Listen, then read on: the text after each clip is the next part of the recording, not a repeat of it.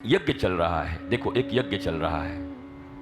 यज्ञ में आचार्य जो व्यासपीठ पर बैठे हैं वो इस यज्ञ के आचार्य हैं, और यज्ञ में आहुति देने वाले उस सामने बैठे हैं। तो यह भी एक नियम है कि जब यज्ञ चल रहा हो तो हवन कुंड में कोई आहुति दे रहा है, आचार्य बैठ रहे हैं, उनके बीच में आना ठीक है क्या?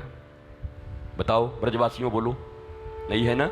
इसका नाम श्रीमद् भागवत कथा ज्ञान यज्ञ है।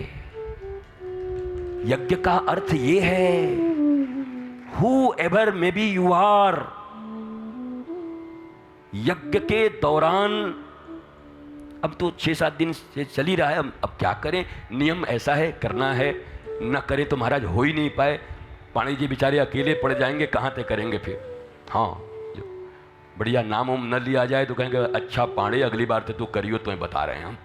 तो ये करना जरूरी है, पर यह भी बात है कि ये क्षरण है और धीरे धीरे इस दिशा में भी उत्थान की आवश्यकता है।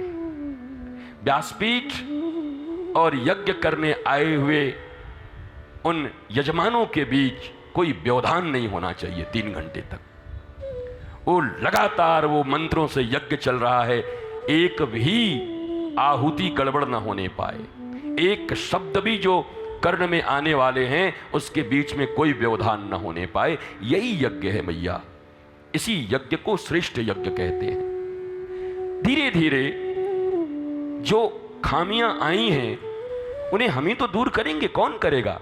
खामी लाए भी हम ही हैं, दूर भी हम ही करेंगे। गलतियां हमारे भीतर आई हैं तो रेक्टिफिकेशन भी तो हम ही करेंगे ना।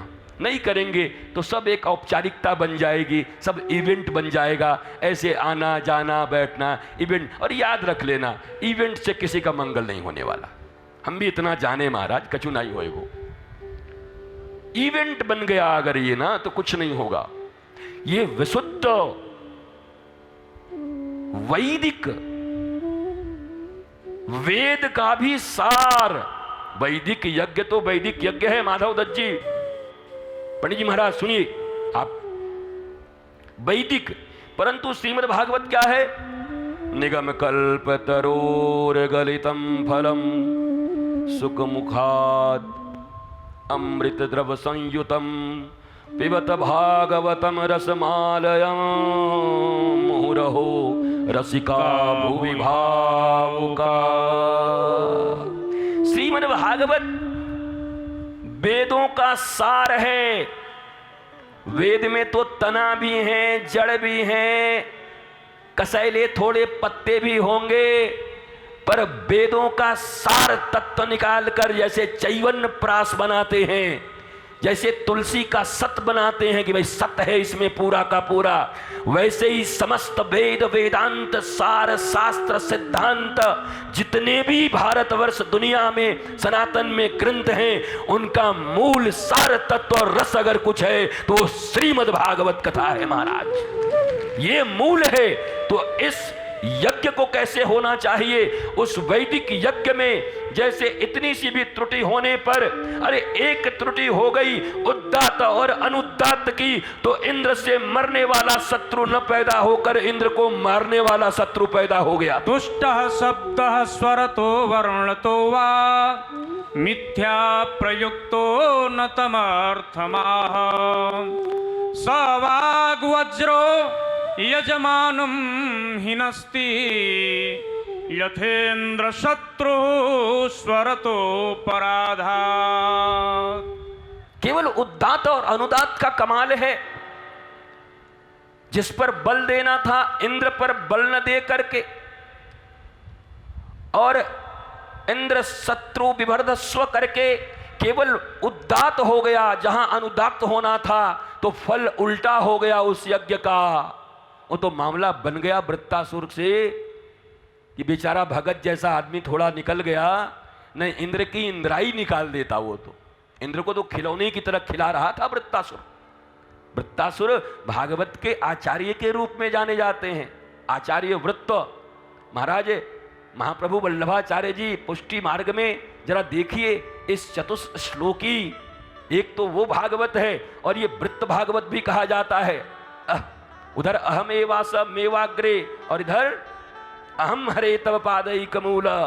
ये दोनों ही भागवत के प्राण हैं। और ये चतुश्लोकी भागवत वैदिक यज्ञ में केवल उद्दात और अनुद्दात के मिसिंग के कारण इतना बड़ा अनर्थ होने जा रहा था। जरा सोचो, ये श्रीमद् भागवत जो वेदों का सार है, इस वैदिक यज्ञ में भी अगर आचार्य और यजमान के बीच कुछ खंडित होता है तो परिणाम क्या होगा कालिया? ये जरा सोच लेना, इसको सोचना पड़ेगा सबको। उसके परिणाम क्या होंगे?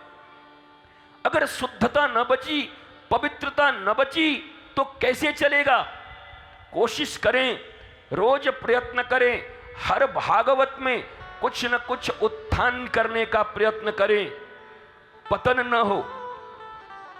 अरे पिछले में भी तो हुआ था, क्या हुआ? अपवाद कभी नियम नहीं हो सकते। किसी कारण से अगर कोई चीज मिसिंग रह गई हो तो अगली बार उस बुराई को हटाकर, उस गलती को हटाकर उससे ऊपर उठने का प्रयत्न करना ही मनुष्यत्व है। और उसी को यजमान कहेंगे, उन्हीं को आचार्य कहेंगे।